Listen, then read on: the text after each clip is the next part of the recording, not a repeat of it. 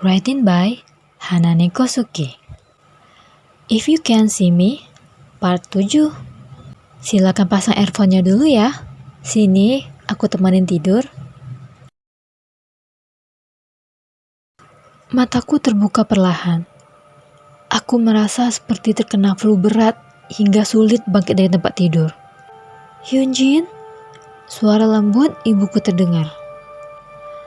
Aku memusatkan pandanganku dan menoleh memandang ibu yang duduk di pinggir tempat tidur. Sudah merasa lebih baik? Tanya ibu khawatir. Aku memegang dahiku dengan tangan kanan. Ketika itu, aku menyadari ada jarum infus yang terpasang di sana. Oh benar, sejak semalam aku merasa tidak sehat dan dokter keluarga datang untuk memeriksaku. Ibu memegangiku dan menatapku cemas. Maaf Bu, aku pasti membuat ibu khawatir, ucapku. Ibu menggeleng. Tidak, syukurlah hal ini terjadi. Dengan begitu, si psikopat itu akan mendapat balasannya, ucapnya penuh kebencian. Aku tertegun. Hah? Ibu menatapku serius. Apa yang sebenarnya dilakukan Park Sung Hoon itu padamu? Kenapa kau sampai sakit begitu keluar dari mobilnya? Aku berusaha mencerna ucapan ibu. Bagaimana ibu tahu?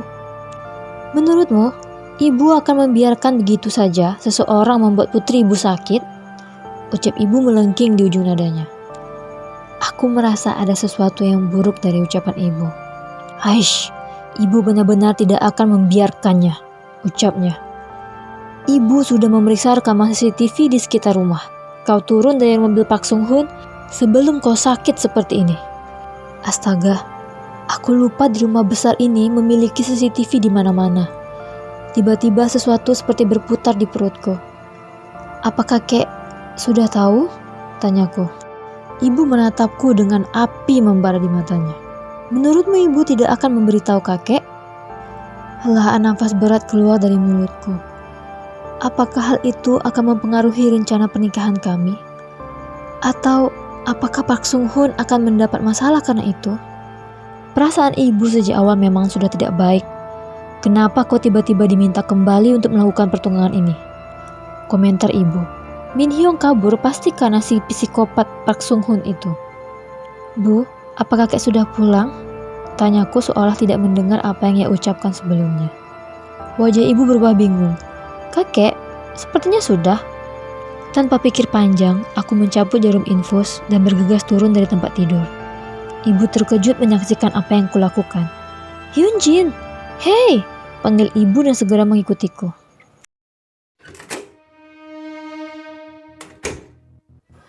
Aku menghampiri kakek di ruang kerjanya. Kakek yang sedang membaca sesuatu mengangkat wajah menatapku. Tangannya melepaskan kacamata baca. Kau sudah merasa baik kan? Kakek, apakah sesuatu terjadi pada Direktur Park Sung Hoon? Tanyaku langsung. Garis wajah kakek tampak bingung sesaat. Apa itu penting? Tanyanya. Sesuatu yang berat menggantung di dadaku. Pasti sesuatu terjadi. Kek, yang terjadi bukanlah salah Park Sung Hoon. Ucapku meyakinkan. Aku memang merasa tidak begitu sehat sebelum pergi. Kakek diam sejenak menatapku, lalu tersenyum miring. Ada satu hal yang tidak kau pahami, Hyunjin. Ucapnya memulai. Kau menikah dengannya bukan untuk memikirkan apakah dia akan terkena masalah atau tidak. Kau menikahinya untuk nilai saham perusahaan keluarga kita. Karena itu, mereka harus memperlakukanmu dengan sangat baik di saat mereka yang mengemis pada kita. Aku benar-benar tidak percaya. Apa yang baru saja kakek katakan? Kakek mengenakan kacamatanya lagi. Tidak perlu mengkhawatirkan hal yang tidak penting. Kembalilah beristirahat, ucapnya santai. Aku tidak tahu hal yang lebih buruk yang akan terjadi padaku. Terlahir di keluarga tanpa cinta atau menikah dengan seorang psikopat. Terlalu menyakitkan.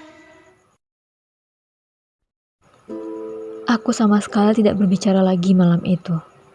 Berbaring di tempat tidur memandangi langit-langit kamar, memikirkan Mengapa setelah berbicara dengan kakek malah terasa tidak nyaman? Yang lebih aneh adalah, kenapa aku justru memikirkan Pak Sung Hoon? Apakah dia akan baik-baik saja? Aku bergerak duduk untuk mengambil ponsel di meja. Pukul 10 malam. Jariku masuk ke kontak dan mencari nomor Pak Sung Hoon. Ragu-ragu, jariku bergerak maju mundur di depan tombol hijau untuk memanggil. Akhirnya, setelah 1 menit, aku benar-benar melakukannya dan menempelkan ponsel ke telinga. Aku sedikit kecewa mendengar jawaban itu. Tanganku menarik ponsel dari telinga. Mungkin dia sibuk. Tapi kenapa aku malah merasa semakin tidak nyaman? Aku mencari nomor lain, Direktur Pak Sung Joon. Namun, sebelum jariku benar-benar memanggil nomornya, aku teringat bagaimana marahnya Pak Sung Hoon sebelumnya. Tapi bukan saatnya memikirkan itu. Dengan keyakinan penuh, aku memanggil nomor Direktur Pak Sung Joon dan menempelkan ponsel ke telinga.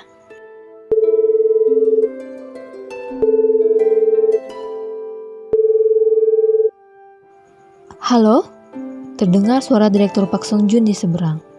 Direktur Pak Sung Joon, maaf menghubungi larut seperti ini, ucapku menyesal. Direktur Pak Sung Joon tertawa kecil. Tidak, aku tahu pasti kau punya alasan penting sampai menghubungiku, ucapnya. Jadi, ada apa? Aku berusaha memilih kalimat yang tepat untuk diucapkan. Saya hanya ingin bertanya, apa Anda tahu di mana kira-kira Pak Sung Hoon saat ini? Saya tidak bisa menghubunginya. Oh, Sung Hoon, ucap Direktur Pak Sung Joon. Hari ini dia tidak masuk kerja. Sekretarisnya berkata dia ada urusan di luar. Aku diam sejenak. Perasaan tidak enak apa ini? Apa dia baik-baik saja? Hyun Jin, panggil Direktur Pak Sung Joon. Oh, maaf. Ucapku kembali tersadar. Saya tahu ini terdengar sedikit aneh. Ucapku memulai. Kulit wajahku terasa panas. Apa Anda bisa memberitahuku alamat rumah Pak Sung Hoon? Direktur Pak Sung Joon tertawa kecil. Wah, aku tidak tahu hubungan kalian sudah sejauh ini, candanya. Mulutku terbuka. Oh, bukan begitu, ucapku cepat. Direktur Pak Sung Joon tertawa lagi. Tidak apa-apa, aku hanya bercanda, ucapnya, membuat wajahku semakin panas. Tidak perlu khawatir, aku akan mengirimkan alamatnya. Terima kasih, jawabku malu.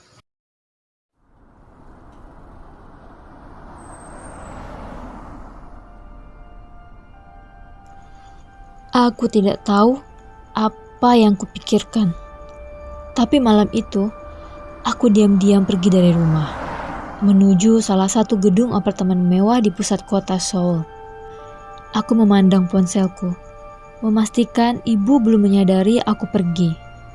Mataku sempat melirik lampu jalan yang berwarna merah. Dari sana, aku sudah bisa melihat gedung apartemen Park Sung Hoon melalui jendela taksi. Sebuah mobil sedan berhenti tepat di sebelah taksi yang kutumpangi, menghalangi pemandanganku. Fokus mataku berpindah ke mobil itu. Setelah beberapa saat, mataku membesar. Spontan aku langsung memalingkan wajah. Itu adalah mobil Presdir Park. Seperti dugaanku, Presdir Park juga menuju gedung apartemen Park Sung Hoon. Berarti sesuatu yang besar akan terjadi. Atau sudah terjadi? Jantungku terasa berdebar cepat. Dan seperti drama TV, sebuah mobil Range Rover hitam yang terlihat familiar memasuki kawasan gedung apartemen. Dari dalam taksi, aku memperhatikan mobil sedan Presdir Park mengikuti mobil tadi ke parkiran bawah tanah. Sedangkan taksi menuju pintu depan gedung. Ini Pak, aku segera turun dari taksi setelah membayarnya. Lalu bergegas memasuki gedung untuk menuju parkiran bawah tanah. Hati-hati aku mengintip keluar dari tangga yang kugunakan. Tidak terlihat siapapun. Mungkin mereka belum naik. Mungkin. Sembari memperhatikan sekitar, aku menyusuri parkiran dari balik-balik mobil yang terparkir. Kepalaku menoleh ke suara menggema di seluruh parkiran bawah tanah itu. Aku berbalik arah, mengendap-endap di balik mobil mendekati suara tadi. Aku terkejut saat melihat wajah Pak Sung Hoon dan kembali bersembunyi di balik mobil. Wajah Pak Sung Hoon tanpa ekspresi di depan ayahnya. Tubuhnya yang menjulang tinggi terlihat jelas di balik tubuh Presdir Park. Tanganku menutup mulut kaget. Tangan Presdir Park kembali membentur sisi kiri wajah Pak Sung Hoon.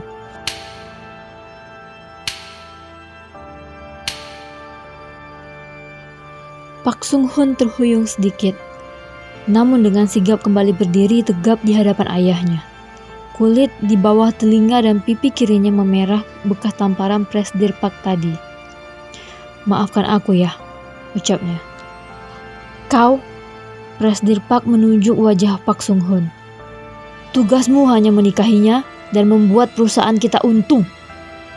Apa kau harus menunjukkan kegilaanmu sekarang?" ucapnya marah. Pak Sung Hoon tidak menjawab apapun.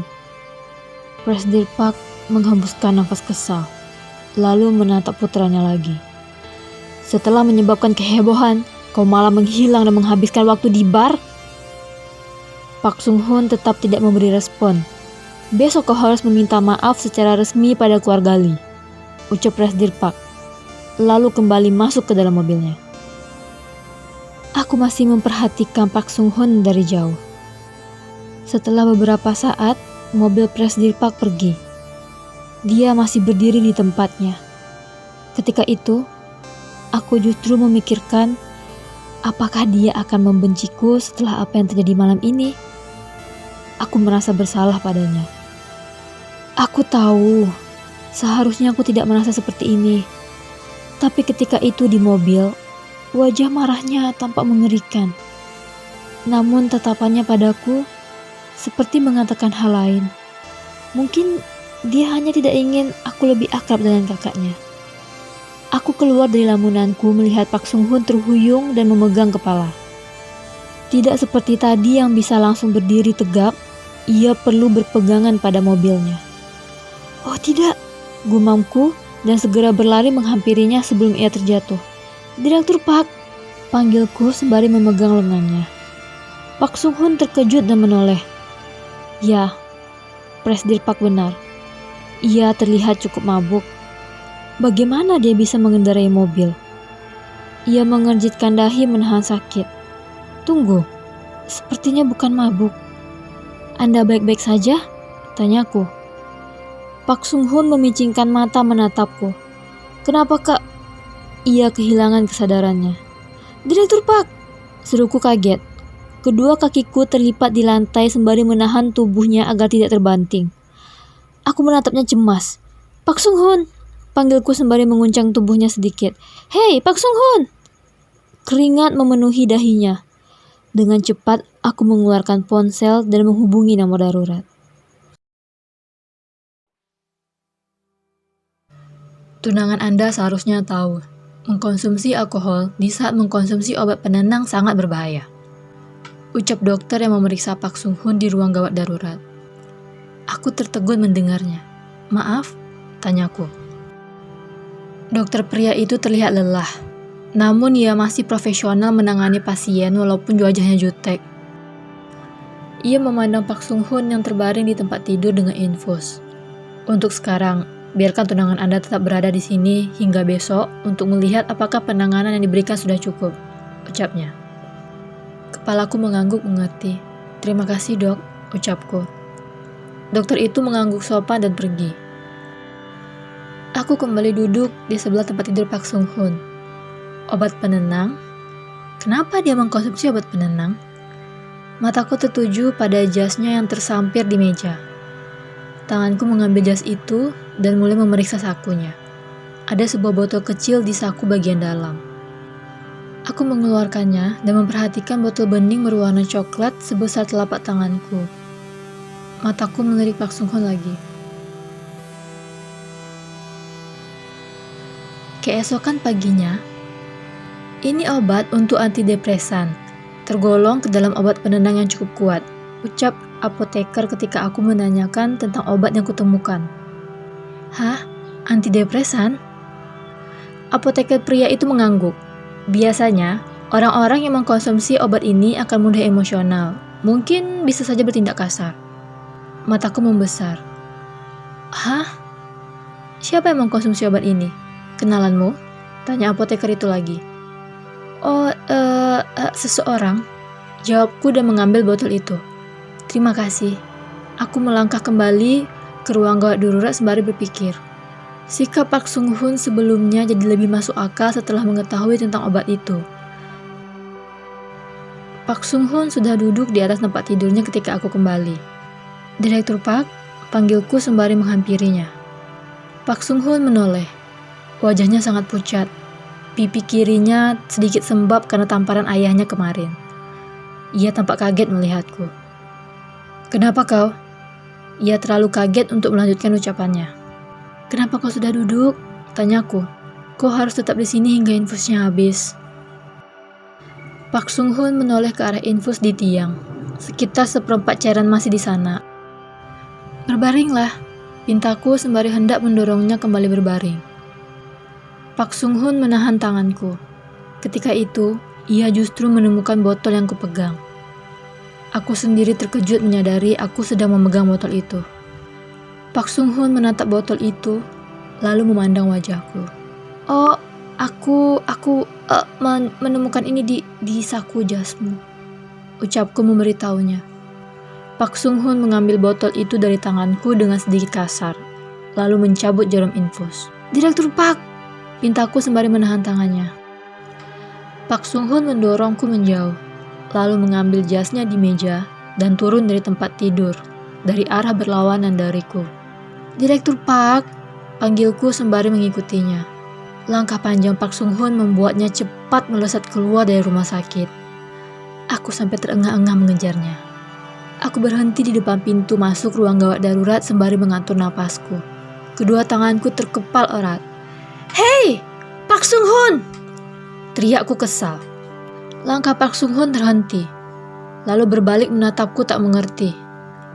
Aku menghembuskan nafas sebal, lalu melangkah cepat menghampiri Park Sung Hoon. Park Sung Hoon menghembuskan nafas dalam. Nona Hyunjin, ini... Tanpa mengatakan apapun, kedua tanganku terulur ke sisi tubuhnya, memeluknya sedikit erat dan menempelkan pipiku ke dadanya. Mataku terpejam, mendengar detak jantungnya yang sepertinya sudah mulai normal lagi.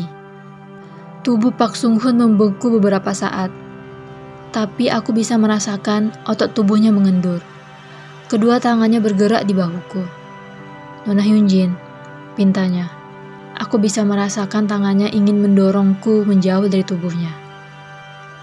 Aku lega kau baik-baik saja, ucapku tulus. Benar-benar tulus. Kedua tangan Park Sung Hoon berhenti di bahuku. Kupikir, aku harus melepaskannya sebelum dia melakukan sesuatu yang kasar lagi. Namun aku salah. Kedua tangan itu, tanpa kusangka, bergerak melingkari tubuhku. Aku tahu, benar-benar tidak masuk akal memang. Tapi aku merasa, itu adalah hal yang harus kulakukan. Tidak ada orang yang memelukku ketika aku ketakutan dan diasingkan ke luar negeri. Aku hanya tidak ingin membuat lukanya semakin terbuka. Tanganku mengaduk bubur di dalam panci di atas kompor sembari berbicara dengan ibu di telepon. Astaga, kau gila, Lee Hyunjin! Seru ibu di seberang setelah mengetahui di mana aku berada. Aku menarik ponsel dari telinga sedikit kaget, lalu kembali menempelkannya ke telinga. Tenang Bu, aku hanya merawat calon suamiku, ucapku pelan. Ibu menghembuskan nafas kesal. Di mana alamat rumahnya? Ibu akan menyusul ke sana. Oh, aku baik-baik saja, tegasku. Hyunjin, keadaan sedang memanas. Kenapa kau malah berada di apartemennya? Kau ingin kakek semakin kesal? Tanya ibu. Aku menghela nafas dalam. Sosok Park Sung Hoon masuk ke dalam pandanganku. Oh Bu, hubungi lagi nanti, ucapku dan memutuskan panggilan, tidak peduli ibu berteriak di seberang. Sampai sini dulu ya. Aku upload hari Senin dan Selasa malam. Jangan lupa like, subscribe, dan komen. Berjumpa lagi di part selanjutnya. Selamat tidur.